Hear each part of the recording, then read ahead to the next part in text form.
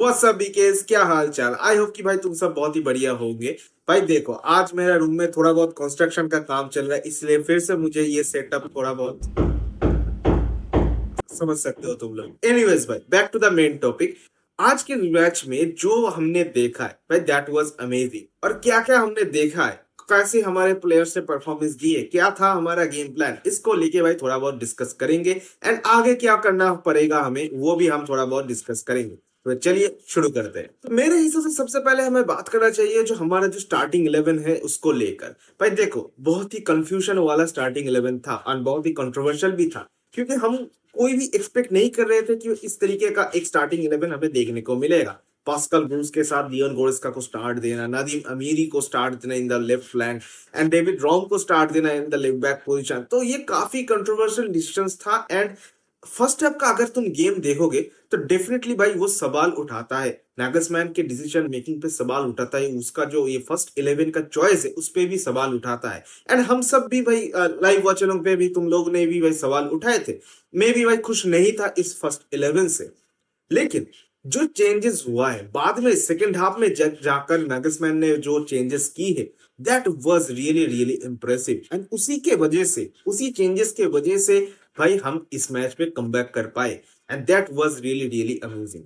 Anyways भाई, सबसे पहले बात कर लेते हैं हमारे जो प्लेयर्स थे उनको लेकर। सबसे पहले आते हैं स्ट्राइकिंग पोजीशन पे, जहां पे कल स्टार्ट मिला था जोनाथन बुरकार्ट को। भाई मैं तो एक्सपेक्ट नहीं कर रहा था, मैं एक्सपेक्ट कर रहा था डेनिस उनडप को स्टार्ट मिलेगा या फिर टीम क्लेंडस्ट को स्टार्ट मिलेगा, लेकिन बुरकार्ट को स्टार्ट देखकर भाई नागलू भाई ने हमें लिटरली शॉक किया है। बट एनीवेज, अगर ओवरऑल गेम की बात की जाए, बुरकार्ट ने ज्यादा कुछ खराब की नहीं है। उस बंदे को जो भी कहा गया था, जो भी उसका मतलब रिस्पॉन्सिबिलिटीज था, वो उस बंदे ने सही से किया है। बॉक्स में प्रेजेंट रहना, क्रॉसिंग के टाइम पे क्रॉसिंग के मतलब हेडर्स विन करने के लिए जाना, वही जो बेसिक काम होता है वो बंदे ने किया है। थोड़ा बहुत होल्ड अप प्ले भी किया है, थोड़ा बहुत लिंक अप करने की भी कोशिश की है हमारे विंगर्स के साथ। तो ओवरऑल मैं कहूंगा कि डिसेंट गेम था। अगर और भी हम क्रॉसेस स्पैम कर पाते तो फिर ये बंदा भी गोल मार पाता।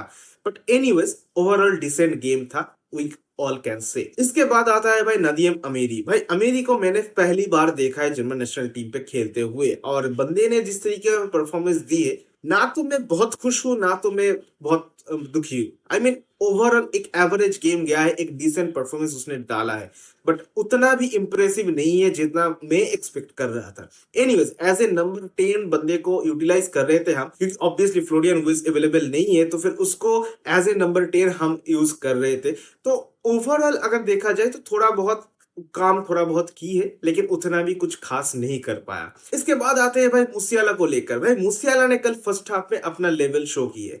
फर्स्ट हाफ के अगर ओवरऑल तुम गेम देखोगे ना, तो one and only guy that was मूसियाला, जिसने भाई अपना मेंटेलिटी शो किया है। हर एक बॉल को विन करना, नीचे ड्रॉप करके बॉल विन करके आना, चांसेस क्रिएशन बोलो, फिजिकल होना, ये चीजें मतलब बहुत देखने को मिली है जो अक्सर देखने को मिलता नहीं है। मूसियाला ने कल बहुत ज्यादा एफर्ट मारे हैं in the first half. Second half में थोड़ा बहुत उसका मतलब लो हो गया था, बट ठीक है, मतलब वो भी तो भाई थक जाता है, तो भाई ठीक है, एक्सेप्ट कर सकते हैं। उसके बाद भाई लेरॉय साने। भाई लेरॉय साने को लेकर भाई बात करनी चाहिए। भाई देखो, जितने भी हमारे एग्जिस्टिंग विंगर्स हैं, जितने भी ऑप्शंस हैं, उनमें से सबसे बेहतर है Leroy Sane. But Leroy Sane को वो रिस्पॉन्सिबिलिटीज लेना चाहिए, लेकिन वो नहीं कर पा रहा है उतना। जो हमारा एक्सपेक्टेशन होता है उससे भाई कहीं नीचे वो परफॉर्मेंस डिलीवर कर रहा है। अगर तुम देखोगे कल जिस तरीके का रोल उसको मिला था, बहुत ही ऑकवर्ड एक रोल था। I mean as a CAM उसने स्टार्ट किया था, तो उसका ये नेचुरल फेवरेबल पोजीशन था नहीं, फेवरेबल रोल भी नहीं था। तो बेसिकली क्या हुआ था, लेरॉय साने मिडिल से एज ए CM स्टार्ट कर रहा था, and Nadiem Amiri and Jamal Musiala as 2 number 10 भाई खेल रहे थे। तो ये बहुत ही मतलब अनकंफर्टेबल लगा लेरॉय साने को देखकर। हो सकता है कि ये उसका ऑकवर्ड पोजीशन के वजह से, हो सकता है कि ये ऑकवर्ड रोल के वजह से, बट जब उसको विंग पे शिफ्ट किया गया इन द सेकंड हाफ, तब थोड़ा बहुत बेटर था फर्स्ट हाफ से। लेकिन उतना भी कुछ खास किया नहीं है। सो ओवरऑल एक डिसेंट गेम गया है लेरॉय साने का, आई हैव टू से। बट उसको और भी रिस्पॉन्सिबिलिटीज लेना पड़ेगा, उसको और भी स्टेप अप करना पड़ेगा। Now let's move on to the midfield. भाई मिडफील्ड को लेकर भाई कल मैं बहुत ही शॉक्ड था। आई मीन जो हमारा मिडफील्ड देखा मतलब होना चाहिए था वो तो मतलब दिखा नहीं। आई मीन लियोन गोरेस्का एंड भाई पास्कल ग्रोस, ये दोनों कभी भी मतलब वो वाला काम नहीं कर सकता जो हम एक्सपेक्ट कर रहे हैं। देखो फाइनल थर्ड में बॉल डिलीवर करना या फिर फॉरवर्ड पासेस डिलीवर करना, ये सब काम करना होता है, लेकिन वो काम इन दोनों में से किसी ने सही से किया नहीं है। वैसे पास्कल ग्रूस की बात की जाए तो भाई बंदे ने बहुत सारे मिस पासेस किए कल के मैच में, एंड मुझे टू बी ऑनेस्ट उतना कुछ खास लगा नहीं पास्कल ग्रूस कल के मैच में। बट डेफिनेटली बंदे के पास वो क्वालिटीज है एंड वो मतलब कर सकता है, हमने पहले भी देखा है। लेकिन मेरे हिसाब से पास्कल ग्रूस के साथ अगर हम एंजिलो स्टीलर को स्टार्ट देते तो फिर और भी बेहतर होता। स्टीलर के पास वो कैपेबिलिटीज है जो वो मतलब वो फॉरवर्ड पासेस डिलीवर कर सकते हैं, फाइनल थर्ड में बॉल डिलीवर कर सकते हैं। बट एनीवेज लियोन ग्रोस का उस तरीके का बंदा है नहीं, वो ज्यादातर भाई बॉक्स टू बॉक्स मिडफील्डर है। तो सेकंड हाफ में जो उसने किया है भाई, बॉक्स में जाकर गोल मारा है, हेडर मारा है, हेडर विन किया है एंड कॉर्नर से भाई क्रेजी गोल मारा है, दैट वाज अमेजिंग, अमेजिंग था।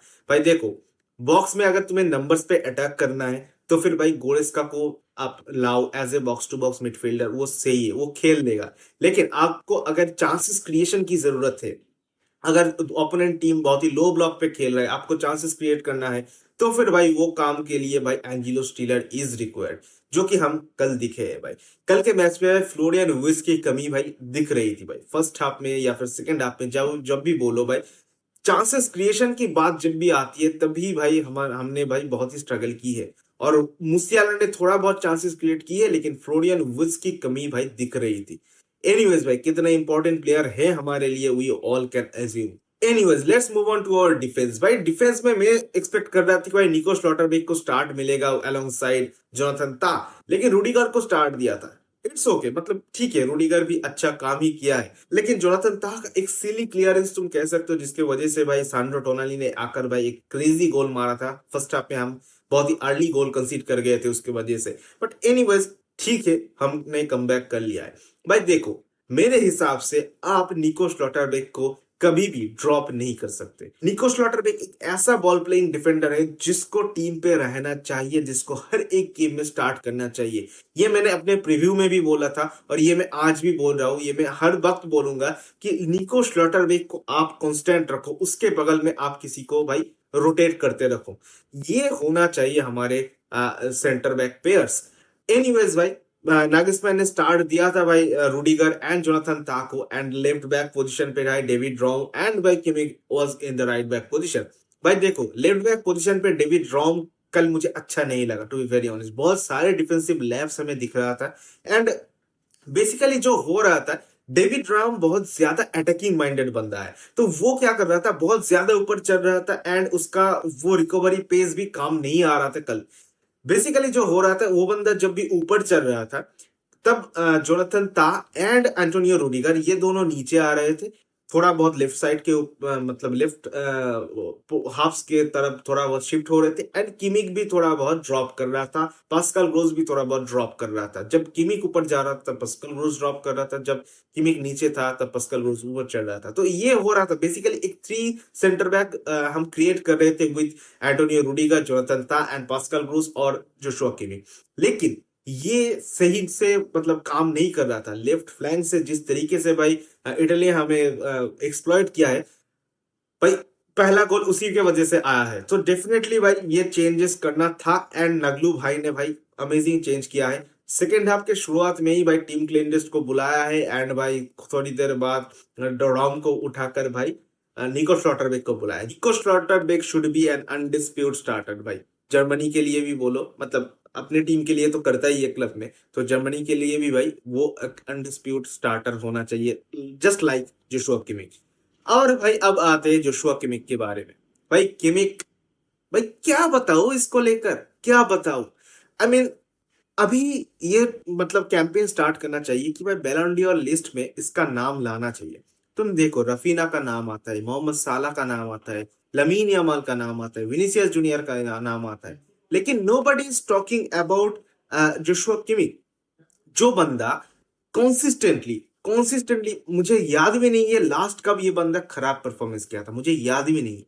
तुम बस कोई भी वेबसाइट उठा लो, सोफा स्कोर उठा लो, तुम फुटमॉब उठा लो, तुम कुछ भी उठा लो, जहां पे भी तुम्हें दिखेगा, तुम जोशुआ किमिक का पास्ट के 10 गेम, 20 गेम, 50 गेम तुम सर्च मार लो, हर एक गेम में आपको 7 के ऊपर रेटिंग मिलेगा, हर एक गेम में। तो ये है कंसिस्टेंसी, ये होता है कंसिस्टेंसी। अगर रॉड्री वो वाले परफॉर्मेंस के साथ बैलन डॉर जीत सकता है, तो फिर भाई जोशुआ किमिक भी जीत सकता है।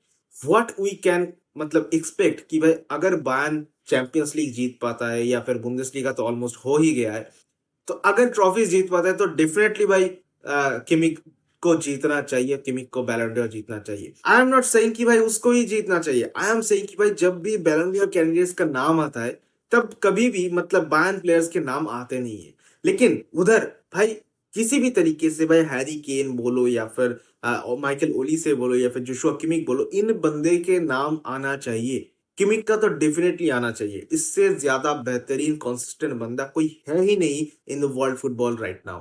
सो डेफिनेटली भाई ये कैंपेन हमें ही स्टार्ट करना पड़ेगा, क्योंकि कोई भी मीडिया आउटलेट तो करेगा नहीं, तो तुम लोग भी करो, तुम लोग भी ये काम स्टार्ट करो। And last but not the least मैं बात करना चाहता हूँ ओलिवर बाउमन को लेकर। भाई साहब मेरा एक्सपेक्टेशन मतलब इतना ज्यादा था नहीं, मैं एक्सपेक्ट कर रहा था कि भाई नोबेल स्टार्ट करेगा, एंड नोबेल जिस तरीके का मतलब थोड़ा बहुत रिलायबल लगता था मुझे, but after watching this Oliver Bowman का ये मास्टर क्लास देखने के बाद मैं तो कहता हूँ मतलब हर एक गेम में इसको स्टार्ट दे दो भाई, मतलब टार्स्टेगन वापस आ जाए फिर भी इस बंदे को ही खिलाओ। आई मीन इतना बेहतरीन इसका रिफ्लेक्स है, इसका इतना बेहतरीन शॉट स्टॉपिंग एक्यूरेसी, भाई मुझे एक्सपेक्ट मतलब मेरा ये मतलब था ही नहीं, मुझे पता ही नहीं था। So I was really impressed and really surprised by this performance of Oliver Baumann. But anyways भाई बंदे ने मुझे इम्प्रेस किया है, बंदे ने मुझे गलत साबित किया है, and I am really happy for him. Anyways भाई गोलकीपर का स्लॉट मुझे लगता है कि थोड़ा बहुत तो शॉर्ट हो चुका है, अब बस हमें थोड़ा बहुत अपना अटैकिंग वाला पोर्शन थोड़ा बहुत देखना है, बाकी मेरे हिसाब से सब कुछ सही है। डिफेंस बोलो, हमारा हमारा मिडफील्ड बोलो, हमारा गोलकीपर बोलो, ये तीनों पोर्शन एकदम सॉलिड है, रॉक सॉलिड बन चुका है। We all can say it now. देखो इटली के होम पे जाकर, सनसीरो में जाकर उनको हरा के आना, 2-1 का लीड ले लेना फर्स्ट लेग में, अपना हाफ जॉब तो डन हो चुका है। अब बाकी हमें क्या करना है, डॉर्टमुंड में भाई सिग्नल इडुना पार्क में वो लोग आएंगे, एंड डेफिनेटली भाई हमारे पास होम एडवांटेज रहेगा, एंड उसके हिसाब से मुझे लगता है कि भाई हम मैनेज कर लेंगे, इटली को बीट कर लेंगे, ये मुझे लगता है। एनीवेज भाई अगर ओपोनेंट की टीम अगर थोड़ा बहुत ध्यान दोगे तो भाई सबसे ज्यादा इंप्रेसिव परफॉर्मेंस मुझे लगा निकोलो बारेला एंड सांड्रो टोनाली का। भाई ये दोनों बंदा लिटरली किल कर रहा था। बेस्टो ने उतना मुझे कुछ खास लगा नहीं, बट ठीक है। एनीवेज जो एक क्रूशियल चेंज जिसके वजह से ये गेम हम मतलब कमबैक कर पाए, that was in second half, जो कि भाई नागलस्मैन ने किया था। नागलस्मैन ने क्या किया फर्स्ट हाफ में, अगर तुम देखोगे ध्यान से तो जब भी हम क्रॉसेस डाल रहे थे तो बॉक्स में सिर्फ एक ही बंदा था, दैट वाज बुराडिक्ट। बुराडिक्ट के बाद और कोई भी था नहीं बॉक्स में जो कि मतलब हेडर विन कर पाए। सो बेसिकली बॉक्स में इटली के 3-4 डिफेंडर्स थे और 3 बंदों के साथ सिर्फ एक हमारा अटैकर मतलब वो नहीं कर पा रहा था, विन नहीं कर पा रहा था, डिफिकल्ट हो रहा था उसके लिए। सो नागलस्मैन ने क्या किया, सेकेंड हाफ में उसको चेंज करके टीम क्लेंडेस्ट को बुलाया, जो बंदा थोड़ा बहुत और ज्यादा लंबा है और मतलब बेहतरीन तरीके से मतलब वो छलांग मारता है, मतलब लॉन्ग जंप भी मारता है, तो फिर हेडर्स विन करना उसके लिए थोड़ा बहुत इजी होता है। और एक जो स्लाइड चेंज उसने किया है, दैट इज उसने बॉक्स में ओवरलोड करना स्टार्ट किया। उसने सिंपली ये बोल दिया कि लियोन गोरेस्का को भी बॉक्स में जाना है, मूसियाला को भी बॉक्स में जाना है, और जब भी हमारे बॉक्स में 3 या 4 बंदे आ जाएंगे उस वक्त हमें क्रॉसेस स्पैम करना है। एंड भाई बेहतरीन क्रॉसेस हमने स्पैम की है फ्रॉम किमिक। भाई किमिक का ये जो एक्यूरेसी है भाई अमेजिंग है। अगर तुम हमारे फर्स्ट गोल पे ध्यान से ऑब्जर्व करोगे तो भाई वो बॉक्स में इटली के 3 डिफेंडर थे और हमारे भी 3 बंदे थे, तो डेफिनेटली भाई सबको मतलब 1v1 के रेशियो से भाई डिफेंड कर रहा था। एंड बीच में से भाई टीम क्लेंडेस निकल गया एंड वो एकदम फ्री था, एंड उसी को टारगेट किया है भाई जोशुआ किमिक ने एकदम एक्यूरेट क्रॉसिंग था एंड एक्यूरेट हेडर था टीम क्लेंडिस्ट का। सेकेंड गोल आया है भाई कॉर्नर से। किमिक ने जिस तरीके से भाई कॉर्नर दिया था एकदम मतलब पता था लियोन गोरेत्स्का कि उसी जगह पे आने वाला है, तो उसने एकदम परफेक्ट रन दिया and perfect goal, perfect finishing I have to say. तो ये छोटे छोटे चेंजेस जो मतलब एक पूरा मैच को भाई बदल देता है। तो इसीलिए भाई नग्गू भाई के ऊपर तो भाई बहुत बहुत मतलब अब भरोसा जग रहा है, होप्स जग रहा है। एनीवेज भाई मुझे तो देखो लगता है कि भाई हम क्वालिफाई कर जाएंगे सेमीफाइनल्स में and may be Denmark and Portugal के जो भी विनर होंगे उनके साथ खेलना पड़ेगा। एंड पोर्तुगल एंड डेनमार्क के विनर कौन होगा अभी मतलब कुछ भी नहीं कह सकते, क्योंकि डेनमार्क जीत गया है कल 1-0 से भाई पोर्तुगल को हरा दिया है। तो that was really really amazing. अगर दूसरी तरफ अगर थोड़ा बहुत नजर डाला जाए तो भाई नीदरलैंड्स ने भाई रोक के रखा था 90 मिनट तक, फिर उसके बाद मिकेल मेरिनो ने एक इक्विलाइजर मारा, तो फिर भाई 2-2 का ड्रॉ आया है स्पेन एंड नीदरलैंड्स के बीच। And the most surprising result was Croatia versus France. भाई फ्रांस को हरा दिया है 2 गोल से Croatia. Can you imagine that भाई? अमेजिंग था भाई, अमेजिंग था। एनीवेज भाई great first leg we must have to say. Anyways second leg कैसा जाएगा यही अब हमें देखना पड़ेगा। So that is all for today guys. आज के लिए बस इतना ही। तुम लोगों का क्या ओपिनियन है, क्या कहना है, please share your thoughts in the comment sections. And फिर मिलते हैं भाई अगले वॉच अलोंग पे। उसके पहले और कोई वीडियो आएगा नहीं शायद। एनीवेज भाई मजे करो and see you in the next watch along. तब तक के लिए टाटा एंड बाय बाय।